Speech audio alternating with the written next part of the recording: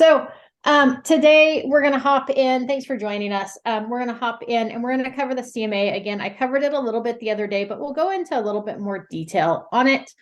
So I always run my CMA or my comparative market analysis through BAREIS, and through BAREIS we have access to cloud CMA. So just kind of be aware of that, but you can access it through BAREIS. So we're going to open up BAREIS Plus, log in. Anytime I run comps on a property, whether it's for a buyer to try to facilitate what the asking price should be, or for a seller to set up for a listing, I always run it out of the interactive map search. So you go to searches. I only use 2 searches on BAREIS. There's lots of options. If I can get my internet to catch up with me. You've got your, hot sheet map, interactive map, quick, standard, custom, radius, address, listing, APN, right? There's so many search options here, but truly I only use either the standard search if I'm looking for a specific property or a general area of properties, or this interactive map. And I use the interactive map search anytime that I am running comparables, because it allows me to narrow in on the neighborhood. When I'm looking at comparables, I don't care necessarily about the property that is 2 miles away. I don't care about the property, here on the map, it shows like this North Orchard, like the properties on one side of North Orchard are different than the properties on the other side of North Orchard. And these up here near where it says Candy Cane Lanes are different than these here by Foothill. So I don't want to do just like a half-mile radius around the property that I'm looking at. I really want to zero in on that neighborhood. So I use the interactive map search. Here in the interactive map search, I'm going to plug in the address for the property at which I want to pull up comparable properties for. Okay, so I'm going to pull up 360 Heritage Lane in Dixon. When you plug in an address, it puts a little pin mark on your map of where that property is. When I'm running comparables, I leave the pin mark on there because I want to know where that property is. So I don't hit remove marker. I just hit the X to make it go away. And just remember, if anybody has questions as we go through this, please feel free to unmute yourself and ask questions. And then I also have the chat window open, so I'm keeping an eye on that as well. Okay. My other problem is this home isn't on the market, so I want to know what this house looks like. So I need to open up a second BAREIS window. So I'm going to do that. If you try to go back to BAREIS and reopen a window, relog in, reopen a window, it's going to log you out of this first one and you'll get frustrated. So the way to open a second BAREIS window is this little square with the arrow in the upper right-hand toolbar. It says open a new tab. If you hover over the top of it, we click on that, it opens up a second BAREIS tab for us. And you're like, oh my gosh, that's magic. This allows us, now I can plug in that same address here on this top toolbar and search for that property, because I want to know the details of this property, right?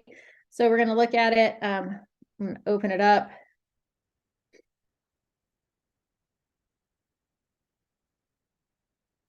Okay, so this gives me an idea of what this property looks like and when the last time it closed was. It closed last time in 2019.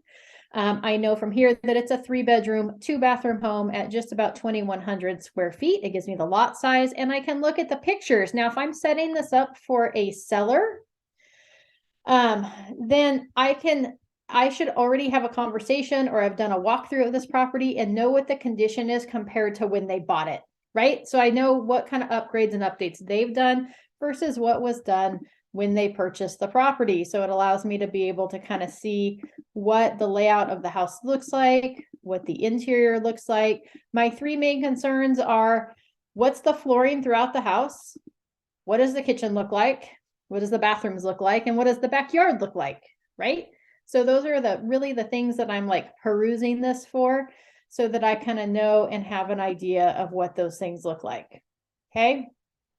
If I had already had a conversation with these sellers or had walked through the property, either one, then I would know what changes had been done so that I can compare and keep those in place. Okay.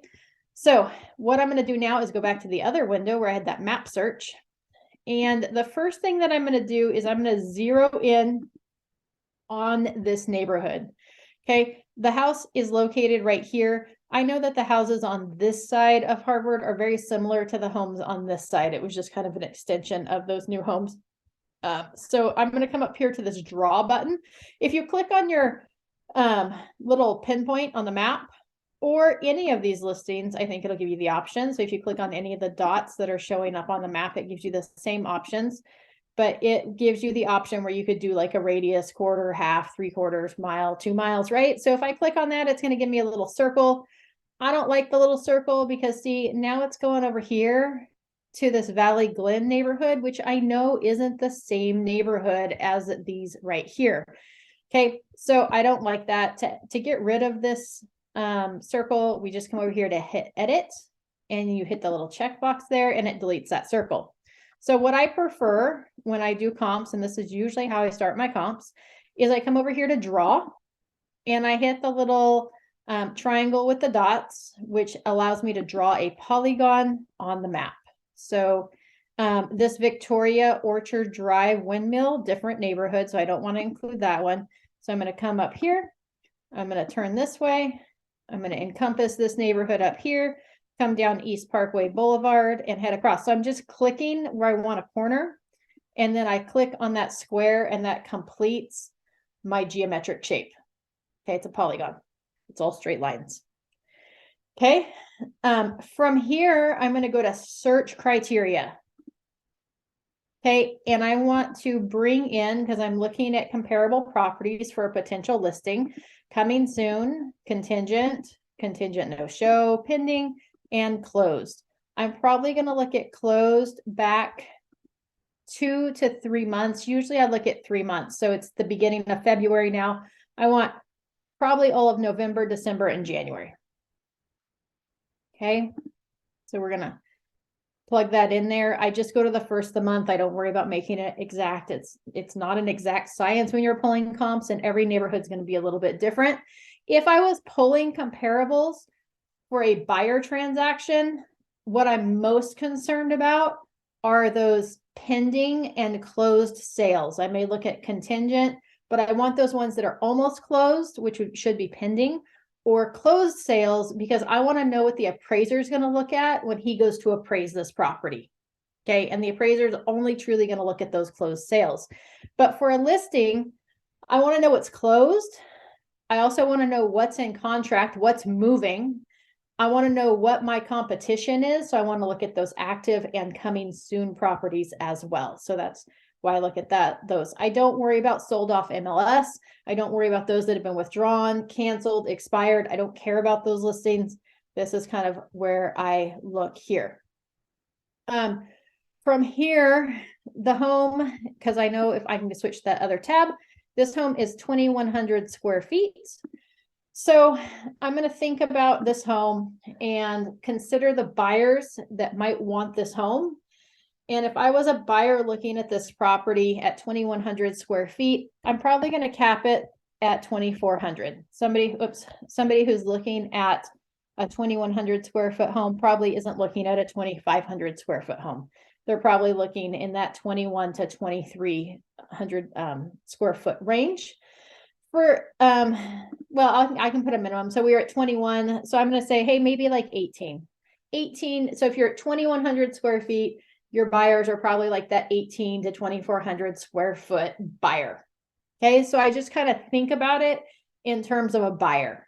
What buyers would be looking at that property and also looking at other properties? I want to know what the comparables are.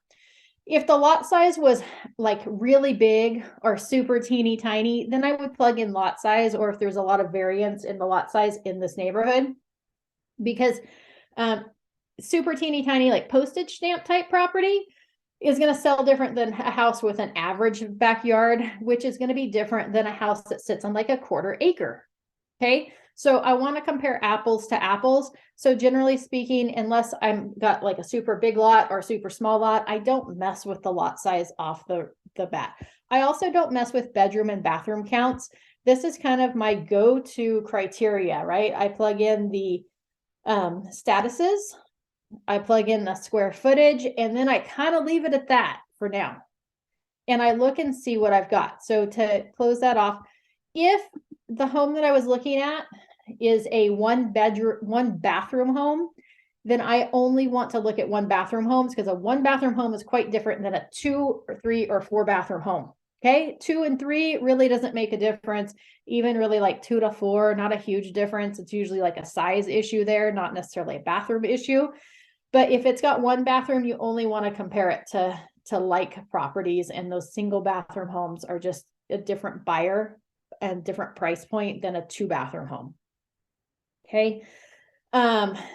Also, if you are in an area where there's a great diversity of when the homes were built, you may want to sort in there by the year built. Or if you're in an area that has new homes, we might want to eliminate those as well. So you might be like, hey, we're just going to go like 2021. I don't care about the 2022. This one does have some new homes. Ultimately, because it's going to be a listing on the market, I would like to see what the new homes are selling at, what they're listed for, the newer ones, because those are my competition, right? Somebody who's looking at my house in the same neighborhood where there's a new home, those are competition. The other thing to consider is like if it's got a pool versus no pool, then you may want to eliminate those. And if you're seeing choices here on my search criteria that isn't showing up on yours, you just come up here and hit fields. This allows you to add fields or take fields away from your search criteria on this interactive map setup. Okay, all you have to do is be like, we want days on market. We click on it, we hit add, then it adds it to our selected fields. From here, if you wanted to, you could sort, so you can move it up or down in your criteria, or you could remove different things off the criteria as well. Okay, once you're done, you hit save. Once you save it on here, that will always show up on your criteria until you go in there and take it off. Okay, or if you deleted it, it's gone forever until you add it back. Okay, so I'm going to hit close. Here's my listings that I have. The dots correspond with the dots on with the color of the statuses. So if there's a yellow dot, it's coming soon. If it's blue, it's either active or contingent. Green dots are pending and red dots are closed. So it makes it really easy to see. If you click on the dots, it does give you that property information. If I click on the picture, it's going to blow it up a little bit more so I can see more details on that property. However, I don't often use it that way. What I normally do here is once I get it to this point, I'm going to come over here to displays. Oh, a little side note. This one has plenty of comps, right? So I went back to beginning of November, just in that specific neighborhood. I've got plenty of comparable properties from the looks of it, just glancing at the dots. If you didn't have enough dots, there weren't any closed sales, you're only seeing one closed sale, there's no active sales, whatever it might be, then you may want to do one of two things. The first thing that you can do is you could go back further in history. I would go back a month at a time until you get some closed sales, or you can expand your search into other areas. So we could expand that. So if I've singled out the neighborhood and I'm not pulling enough comps, my next choice is probably like, hey, I'm going to back it up a month, because my appraiser is always going to look in the neighborhood first.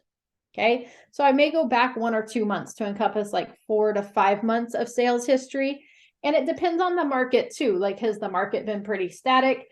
You know, back in the beginning of last year, I would have never gone back 5 months to look at comps, because what sold in January was completely different than what was selling in March.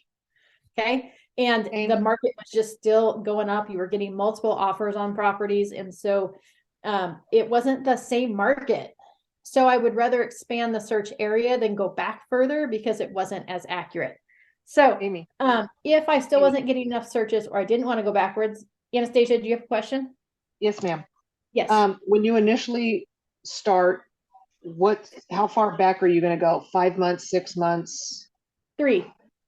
3 months. Yep. Okay. So like on this one, I hit closed sales for November, December, January. Got it. Thank you.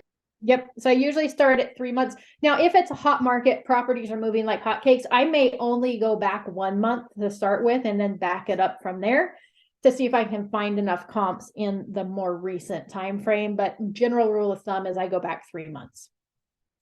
If I still wasn't getting enough searches or enough properties, then I may go ahead and click my dot and say, hey, give me a 1/4 mile radius and let's see if that pulls up anything else. Or, hey, let's go out 1/2 mile and is that giving me something else, right? So I may blow it up that way if going backwards doesn't give me enough comps. Or I may be like, well, let me delete my circles. Or I may be like, okay, well, this part of the neighborhood isn't comparable to this, but this drive down, when you enter in like these first few streets here, those are kind of similar. So let's rope those in. So I may hand pick some different areas around that one, expand the neighborhood, or go with a radius option to try to get more comps. My goal is, when I'm doing a comparable properties, is to have at least 3 sold comparable properties. Okay. This one's pretty easy. It's in a nice neighborhood. There's lots of comps there. I'm not having to look real hard to find things. If you've got a unique property, you may need to hand pick neighborhoods. We did this with Anastasia's listing earlier this week. She was doing comps for a mobile home in a park, and it might be hard to find, like, that's a very specific thing. You can't do a radius search for a mobile home in a park. You've got to look in that mobile home park. And if there's not enough comps in a mobile home park, then you've got to find another similar mobile home park to pull comps from. Okay, so think of it that way. I had a property over on Oakview in Vacaville that backed open space, and it was on almost a 1/2 acre. It was a huge property. And so it was unique. I couldn't do a radius search because it pulled into downtown Vacaville, which wasn't accurate. So I then had to take that and then go look over like in the Browns Valley area for properties on similar lot sizes with pools that backed open space, right? So I'm looking for other like properties. I try to find them close to the subject property as possible and then expand my search out as necessary. So if you've got a unique property, you may have to be a little bit more creative in how you're pulling and looking at comps. All right, so I have my dots. They're hard to decipher here without clicking on each one, and then you're not seeing them all the same. So from here, I'm going to go over to display, and I'm going to click on the 1-line grid. Keep in mind, this isn't the BAREIS 1-line. This is just the 1-line grid. I like this one because it allows me to sort. Okay, so I'm going to click 1-line grid. It's going to change my layout here so that I have all the properties laid out this way. And from here, if I click on any of these columns, it'll sort the properties by that column. So now I've sorted them by square footage, smallest to largest. If we remember, my property is 2,100 square feet, so it falls right about in here. We've got a 575, we've got a 599 that are both new on market. We've got some pending properties. This one's a newer property. It's on a 1/4 acre. So this one's not a good comp, right? If I'm looking at these properties here on like 0.12, 0.17, 0.07, 0.16, and then you've got a 1/4 acre, totally different property. Okay, so Rutgers is not a good one, but this Columbia Drive is a good one. So I'm going to check that box. And I can always look at it up here at the top.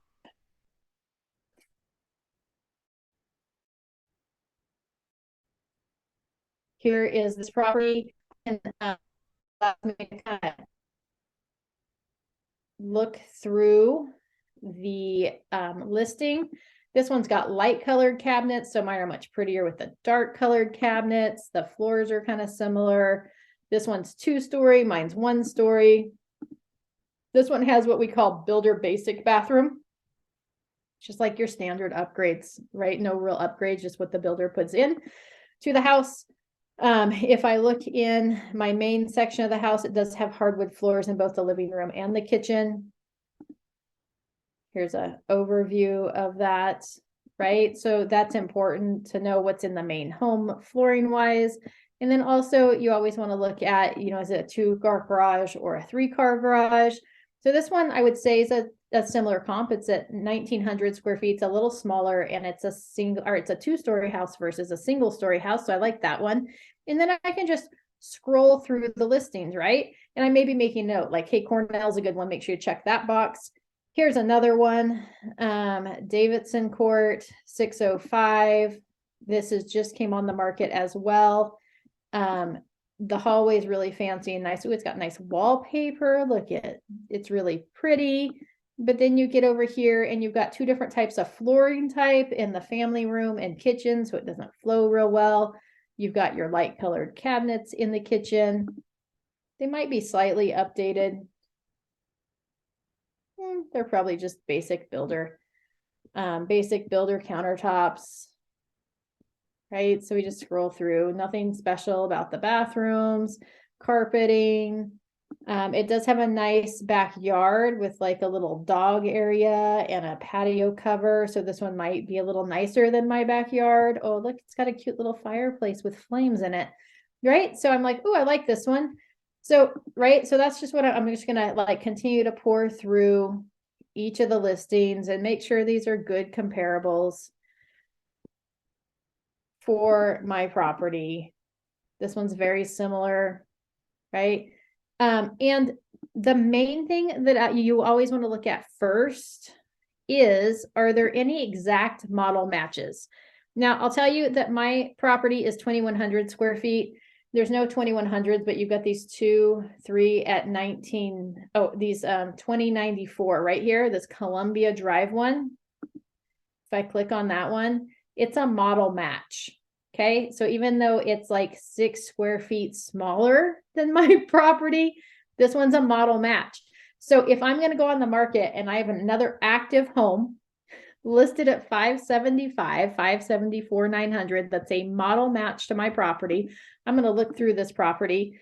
It's got tile in the entryway, carpet in those front bedrooms. It's got the bonus space here. It looks like it maybe has tile. No, I think it's got carpet in there. We'll be able to see here in a minute. Flex space. It's got carpet there. Get into the main section of the home. It's got tile floors with, let's see if I can get a better picture of the living room, because I believe this living room is carpet. So it's got carpeted floors in the living room area, bedroom, bathroom, the cabinets. Oh, it's got the little half bath addition. It does. Right, so pantry. So this one's listed at 575. I'm probably not really going to look any further at the other comps because this one's very similar to my property. Just came on the market one day.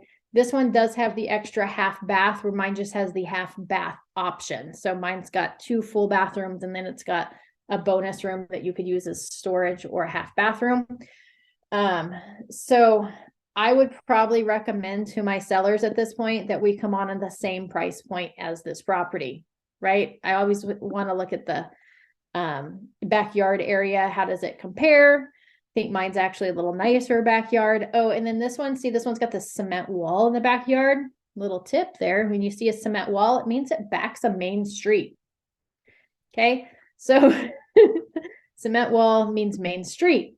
They want to protect you. So this one actually backs that Harvard Drive. This is a bad picture. I don't even know why they have this picture in there, but it backs Harvard Drive. So, anyways, so I would probably recommend to my sellers, they come on at 574, 900. Now I'm still going to, when I go back to the list, I'm going to sort it again by square footage. I'm going to select this closed, the active, the Olaf Court one, the Tulane Court, the active one there. I'm going to skip this Rutgers Way one, because again, that one's on 1/4 of an acre, and this one's a pretty big lot as well. So I'm going to skip that one. Then we've got Columbia, which was the model match. I'm going to go with Baylor, which is just slightly larger than my property. I'm going to skip these Princeton Way ones because they're slightly larger, but if I look at the lot size is a lot larger than my property on all of these. So if I look at those, I've got 3 closed sales. I've got a couple active sales. I'm going to eliminate the pending, and there's nothing contingent over there. Okay, so as I'm looking at this, I'm going to make sure that my sellers know that they might need to expect a little longer time period on the market, right? Because I'm not seeing anything that has entered into contract. Now from here, once I have these boxes checked, if I go back to the map view here, so I just went back over to display, I could go map view, or I could go revise criteria. Either one's going to take me back to the same location. It's going to take me back to that map view of this property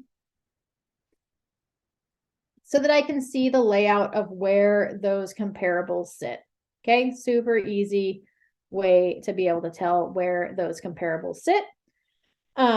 Now from here, if I'm like, yeah, I'm satisfied with everything, if something was like way over here, I may want to uncheck it and keep the ones that are closer, right? If I've got like 4 or 5 or 6 closed sales or several active and there's some that are closer versus further away, I'll really want to keep it as close as possible. So from here, if I'm like, yep, I'm happy, I'm good to go, I want to pull together that CMA or that comparative market analysis report. Oops, I barely tapped my screen and it hyper zooms in. From here, what I'm going to do is I'm going to click this CMA button in the upper left-hand corner underneath the house. It says CMA. That's going to open up my options of, do I want to do a BAREIS CMA package, which would be the CMA option here. These are the options through BAREIS. Or do I want to go to Cloud CMA? And I want to go to Cloud CMA. So I'm going to click here for Cloud CMA.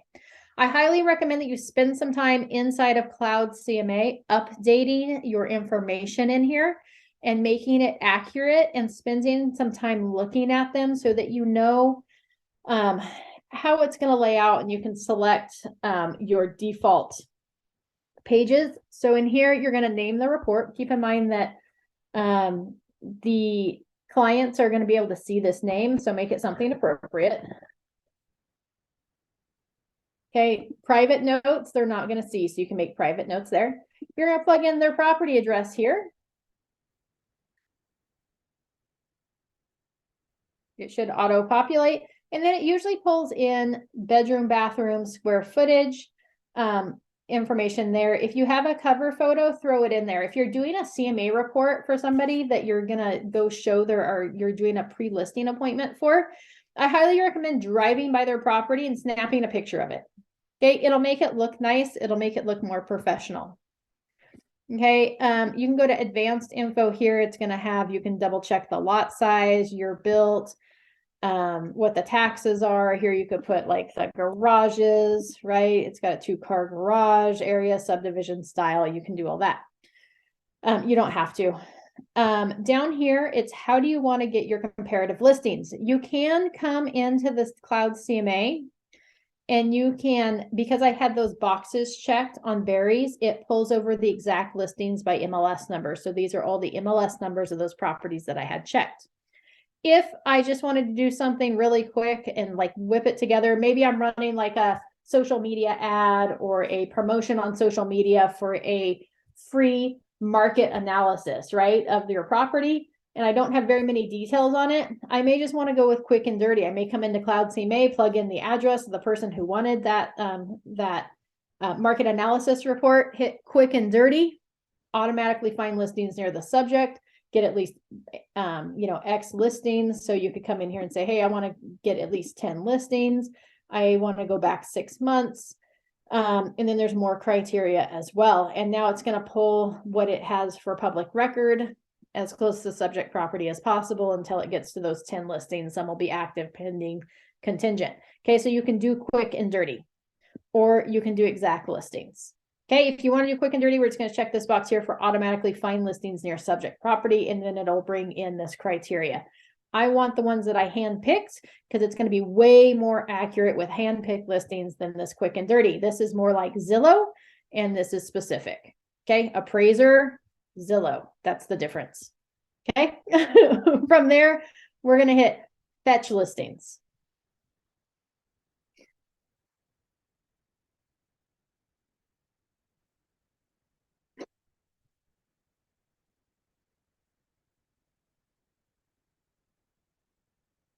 Okay, because I didn't have a picture of the house that I imported in on that first page, this is going to be what the front of my property, my market analysis report looks like. Anytime it pulls in a photo, it's got what the listings that I picked up and where those are located in relation to the subject property. Okay, from here, you can put in a price range. And even if I'm like, hey, we should go on the market at 575, right? I'm probably going to put in a range like, hey, I'm probably going to recommend that we go 560 to, 575. Okay. And I would say 575 is the top because that's where we've got an exact model match. It's got an extra half bathroom. Mine's has nicer features, but the other one's in kind of a better location, except that it backs that main street. So sometimes where I would think it needs to get listed, I'm going to put right in the middle. Where this one, I'm going to probably put that as the top end because we don't want to go any higher than that. We don't want to price this property at 580 when there's a property listed that is exact model match at 575, right? That's going to be my top end. We don't want to price higher than that other property, unless it's like significantly nicer, right? Lots of different upgrades and updates, then you could maybe justify it. I would still probably only list it at about that property. Here, it's got those listings. You can change the sort order. This one's sorted by the status. So it's got all the closed and then all the active. Here's the summary of prices. You can add listings from here, or you can take listings away. So if you accidentally pulled one over and you're like, ooh, that's not a really good listing, you could uncheck the box. And when you hit customize, it'll leave that listing off. Okay. You can also get really like hyper specific in here, and you can go in notes and adjustments. You can make some notes there. It's got features. You can make adjustments. So if you're like, oh, well, this one has a pool, then, we're going to go minus 20,000 for the pool, right? So that the adjusted price that we're comparing apples to apples. I don't do that. Just so everybody knows, I'm not an appraiser. I don't know what the appraisers are going to assign for value. When I look at this with my sellers, I'm just going to look at it as that one's got a pool, yours doesn't. That one's going to be worth more. Okay. I try to keep it simple. I don't worry about notes. I don't usually blow this up for these notes and adjustments. I usually just kind of stop here. From here, you can customize that report. Does anybody have questions so far? Okay. Not me. All right. From here, we're going to hit customize. And it's going to take us to the next page, which is going to show us all the selections that we have set up as our default. So this is where you should go in and mess with this a little bit before you can pick a theme. So I've got the modern black and gold theme. If I click on this, it'll show me what that looks like. I can go to the drop down and I can change that theme in there, right? Chocolate and teal, red, green, gold and gray. Maybe you want gold and gray. And if you click on it, it kind of gives you your a little preview of what that looks like. I'll probably never find the one that I had before. Amy, once you change your theme, does it stay for every other report, or do you have to go in and change it? It's going to change from this point forward, I believe. It'll hold whatever changes you make on the next report. Thank you, ma'am. Yep. Okay, hold on. I just got to find my modern. I got to get out of the real estate companies. Michael Lewis. Next home. I wonder if they have, let's look. They have one Nest. I'm just curious. They have like a Realty one, Pure Realty, Remax, Sotheby's. Getting close. Oh, look at Realty One Group Turnkey. We could just select that. Oh, except it adds their logo on the top. No, you don't want that one. No, don't choose that one. Wonder if you can change it. I don't want to even mess with it. Okay, hold on. We're just going to find. I wonder if I just X out if it goes back to mine. Oh, look, I just X'd. It went back to my default. Don't mess with things. Here's your layout, the 4-column comparison. You can change with that up if you want a cover sheet, and if you want different fonts, you go, hey, I want default. I want, whatever makes you happy. Oh, I kind of like this one. Let's go with that. Okay, so you can change that. Here are the pages that are included in my report. Yours may look different. I really take a bunch of stuff out of this. Okay. If you want to know what a page looks like, see, it's got this little eyeball. If I click on the eyeball, it gives me a PDF preview of what that page looks like. So this is the cover page, comparative market analysis, right? So that's what it looks like. Okay. Over here in these standard pages, that's what you can add for free to your report. So there's like introductions, you can do a cover letter, agent resume, recent sales, our company, what is a CMA, contact me. You've got listings, right? If it says listings chapter, that means it's just like a title page for that section. But if you're not sure what that is, again, it's got the little eyeball. Just click on the eyeball and you can see what the preview of that page looks like to see if you want to add it or not. Okay, super simple there. So I have a title page. I don't know what this title fly report is. I think I added this in last time just for example. Oh, yeah, I'm not big on this one. It's blank. So we're going to come in here. I don't want this one. So I'm just going to hit the little negative, which removes it. Here's the map of all the listings, summary of comparable properties, right? So this is usually what goes in my market analysis report. I have my listings with details, and then I have photos, the first dozen on one page, and then any adjustments. I don't have any adjustments, so I'm going to take that adjustments page out. I just want the details and the photos of the comparable properties. Here is like your analysis, right? That would be the analysis chapter, suggested list price, right? That would kind of go in here as well. I have comparable property statistics, the online valuation analysis. I like this one because I'll show you. It shows, hey, the other properties that are listed that I selected, how do those compare on how accurate is a Zestimate on Zillow? Because you know your people are looking at Zillow. Okay, so we should just embrace that and hit it head on rather than getting sideswiped by that question. So here it says, hey, this one sold, it didn't have an estimate. This one was, his estimate was 554, it sold for 550, 593, it sold for 590. Your active properties, this one's listed at 590, it's listed at 600, 566, it's listed at 575, 566, it's listed at 605. So people need to come to grips, right? Okay. So I like that one. And then the sold property analysis goes through the sold. So those are kind of the pages that I like to include. And that's because most of the other things are included in my pre-listing package, right? We talk about in my listing presentation, we talk about, or the pre-listing packet, we talk about curb appeal and photos and prepping your house for sale and staged versus not staged. And a lot of these things that you'll find in this, are already in my other reports. So I don't worry about that. A moving checklist, staging your home, first impressions are lasting, intelligent pricing, right? All that's in my pre-listing packet. So I don't include that in the CMA because then it would be duplicate. If you can collect testimonials, this would be a good place. Let's look at my, oh, I have to, all right, we're just going to leave that out. You can pull in your reviews off Zillow's, rated agents, right? So if you're using testimonials chapter, you can pull some of those in. These power pages, those are ones you have to pay for. Just avoid those at all costs. Once you've made your selections, keep in mind you can always change this too, but once you make your selection, you're going to hit publish report. Where did you find that, the Zillow? Where was that under? Yep. So it was down towards the bottom under testimonials. It was towards the bottom of the standards page under testimonials.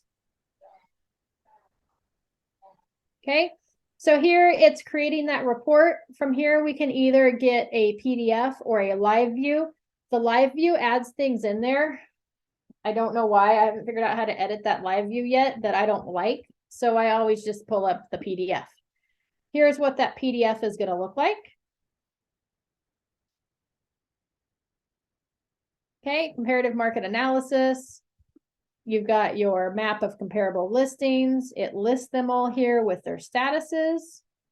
Then it's got your summary, right? Sold listings, what the average square footage and average sales price was. You've got your active listings with your average square feet and your average list price. It's got a 4 up on the comparable properties. So you can compare it with the subject property, bedrooms, baths, you're like, what's it got? What was it listed at? What did it sell for? It's going to put that subject property on each page. Super handy. So you can do a side-by-side comparison. Then we've got comparable property statistics, right? 3 listings sold. The average sales price is $579. Average days on market is 50 days on market. And we've got 4 active listings with an average days on market of 14, right? Here's that online valuation analysis pulled from Zillow. Then we've got our sold property analysis, right? The average days on market, home sold for 100% of their list price on average, right? But it's got a variance here. You've got 103%, and then the low end was 87%. You've got, and that's the end of my report. That's all I've got in my report. Okay. You might decide you want more things. You might want to put your resume in there. You might want to do whatever. There's a bunch of options. Any questions about that? No, ma'am. All right. Once you create this, it'll save it in your cloud CMA forever, right? So if I go to my CMA tab, it's got any CMAs I've ever completed, ever. 87 CMAs are in this. So I could go back and pull old copies of CMAs. Okay. It makes it super handy because let's say you meet with somebody now, or you're talking with somebody, you shoot out that quick and dirty CMA report that you got. And then they call you up and say, hey, Bradley, we decided we're ready to list our property and we'd like to talk with you about doing that. You can go back in here and see what you sent them previously, and then you can customize it now that you have more details about their property, or you can come in here and update it with new listings because it was, 2 months ago. Okay, so you've got lots of things that you can do there. If you need to edit it, we just come in here and hit edit.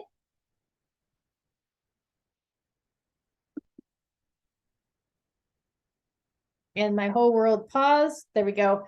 It's going to bring back up that first page where you can edit the listings. So we could swap from quick and dirty. We could add exact listings. We could pull in those MLS listings there. We're going to hit update.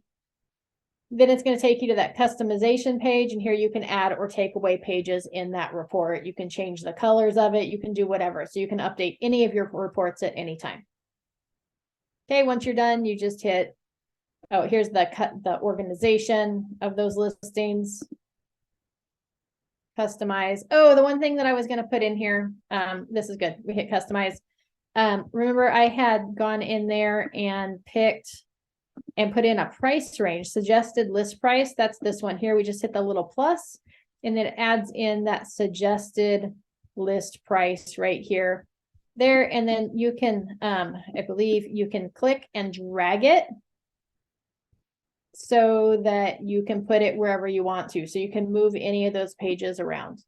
So I may want, like map of old listings, summary of comparable properties. We're going to go comparable property statistics, and then I'm going to have my suggested list price in there. Here's what that page looks like. It's not a very exciting page, just for the record, but it just shows that range. So here's that range that I put in as far as what I would recommend being the list price. And then it gives you your average per status, right? Your average sold and your average active. Okay, once you've made any changes that you wanted to, we're just going to hit publish report again, and it's going to republish that report back to that same file and save the newer copy of it for you. Okay, so that's how you do a CMA report. Again, once you start getting into specific properties that have, very large variations over their neighbors, we just have to, it's a little different in pulling them. Or if you're looking at country properties, you're obviously not looking at the neighborhood because there's no neighborhoods in the country, right? But we're trying to look like this side of town versus the other side of town first. And then we slowly expand our search out looking for comparable properties. But your goal is apples to apples.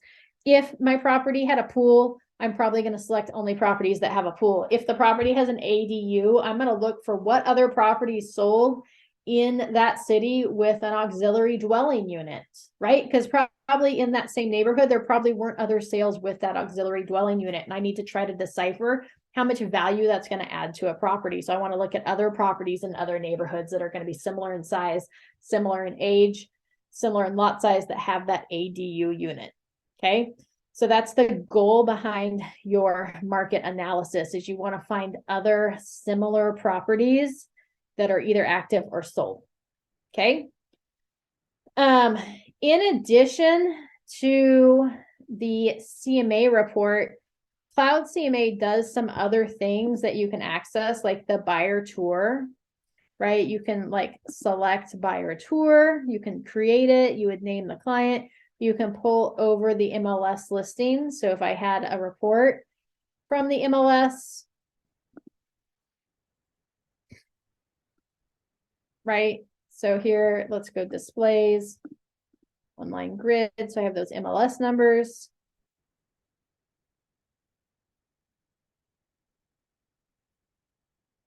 Let's pull some active properties here. I'm just going to highlight. I'm going to copy. I come back over. I'm going to hit paste. I'm going to comma. Go back. Select another one. If I had these all saved in a cart, it'd be really easy just to pull up that cart. Oops. Apparently I copied the wrong thing. Yep. Active's not going to help me. Copy. Paste. I almost did it again. Copy. Paste. And we're going to go with this last one down here. Maybe they're interested in all these properties in this neighborhood. We're going to go comma, paste. Okay. And we're going to hit fetch listings. I'm surprised it didn't make me name it. I thought it would make me name it. I'm glad it, oh yeah, it did. All right. So test showing. Fetch.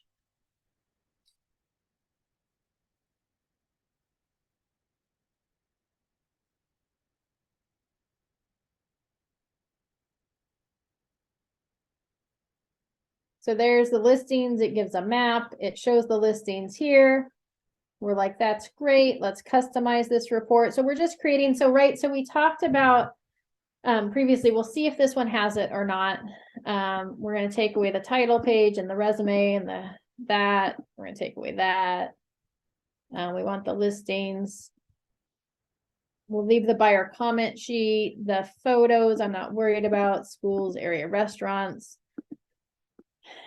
We already covered all of this stuff in the buyer presentation that I gave them. So I'm not worried about this. Wow, they have a lot of stuff in here.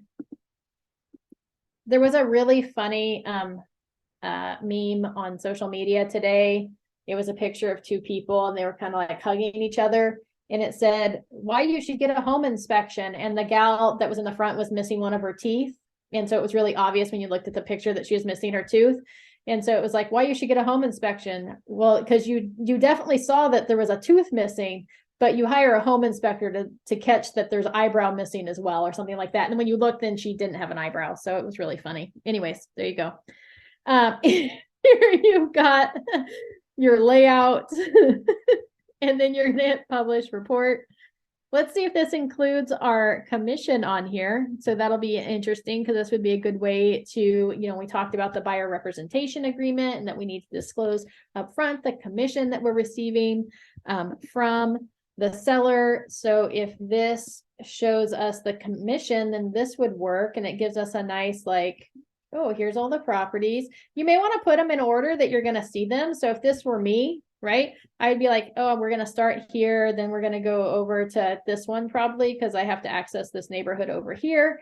And then we're going to come around and see this one and then circle around to see that one. So I might rearrange them in the order in which we were going to see them. Makes it a little easier to navigate.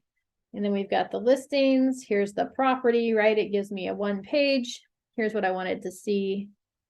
Garages, square foot, original list price. Features, parking.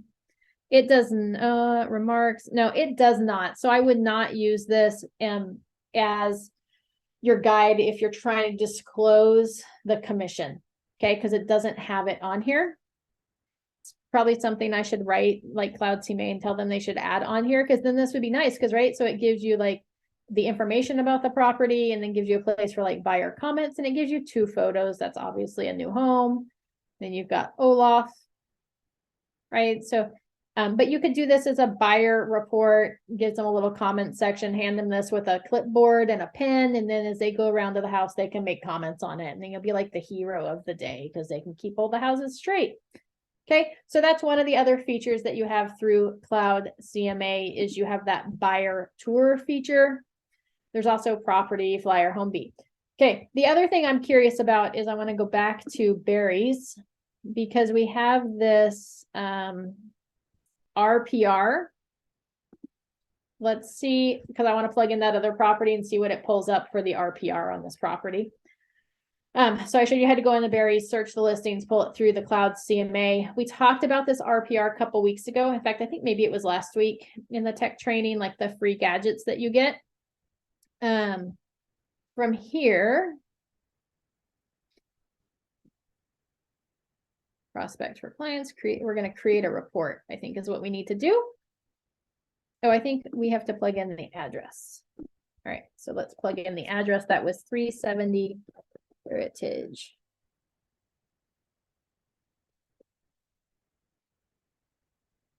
Dixon.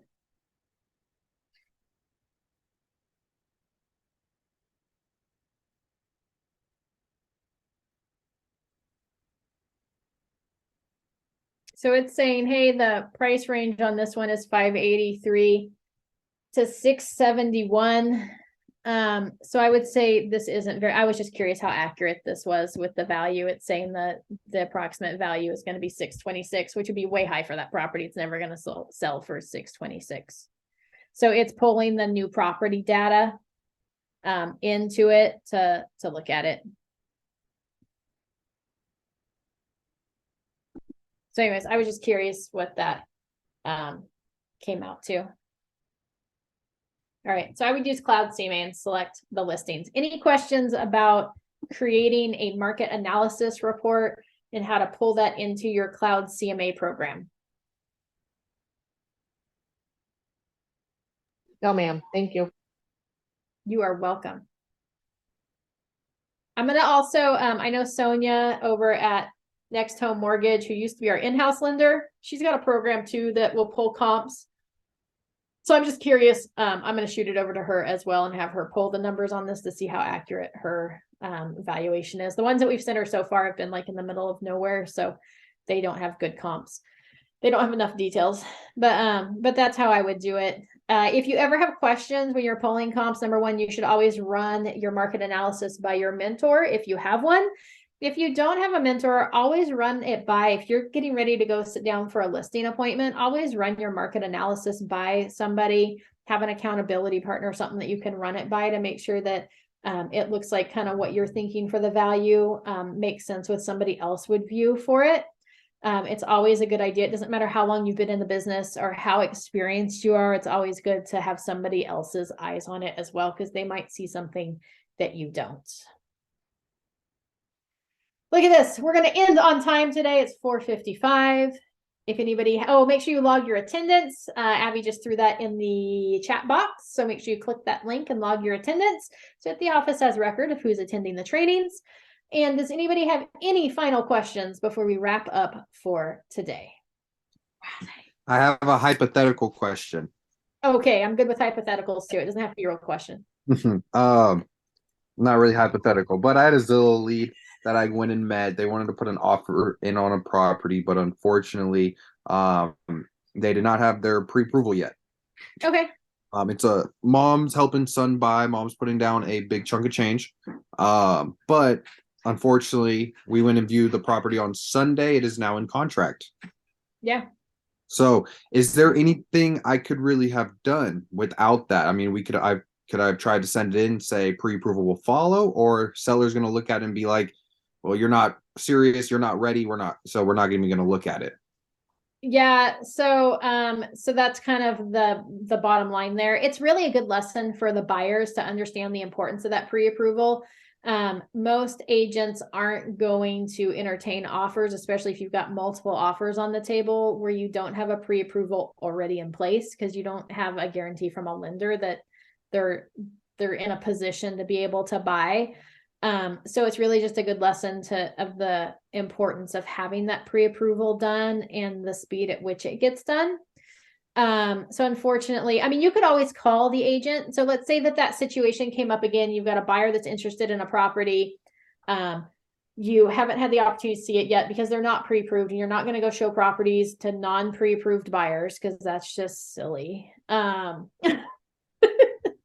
And you may want to call up the agent and say, hey, I've got a buyer that's really interested in this property. They love it. They love the location. They love everything about it. However, they're completing their pre-approval information. Do you have any offers in hand? And if they're like, no, we don't have any offers in hand, then you can be like, well, could we submit an offer, subject to them completing that pre-approval process? They're working on it right now. They should be good to go. And they may be like, yeah, go ahead, submit the offer. Or they might be like, no, why don't you wait until you get that pre-approval? So you can always call and ask the agent. There's never any harm in running those questions by agents who are the listing agent, because you never know what their situation may be. It may be that property, might have been on the market for 2 months and they just want an offer to be able to present to the seller, even if they have to say, oh, we should have a copy of the pre-approval in the next couple days, right? At least they brought something to their sellers. So it depends on where that agent's at. But for the most part, you wouldn't want to submit an offer without having a conversation with the agent first for somebody who does not have their pre-approval completed. Understood. And kind of to bounce off that, so I called the agent. I didn't ask that specific question, but I did know that they had 2 offers already in hand. Yeah. So should I just kind of go with hey, I know you got 2 offers. We're working on our pre-approval, finalizing it now. And just same thing, ask them, can I send an offer over? And if it entertains them enough, we'll come back with the pre-approval. Yeah, or you might be like, hey, we should have it by the end of the day tomorrow. Do you mind holding off on reviewing offers until we have that in hand? And then I can, give you a yay or nay that we're absolutely writing an offer or not, right? So just have that conversation, because if I'm a listing agent and I've got to wait, 18 more hours to review offers with a seller, but I'm going to have 3 instead of 2, sign me up for that, right? I would delay to be able to do that. Okay, understood. Thank you. Yeah. So never hesitate to have those conversations. It's all about conversations. Okay. Thank you. Fabulous. All right. Well, everybody have a fabulous day. Heather, I'll stay on, and I will see you all. Oh, next week, just so everybody knows, next week, we're going to have class on Tuesday. We're going over the listing agreement on Tuesday at 11 o'clock. And I'll talk about what other forms I also send out with my listing agreement. In addition to that, then we don't have anything on Tuesday afternoon, and everybody clapped for joy, or at least I did. Wednesday, I have to be in court on Wednesday.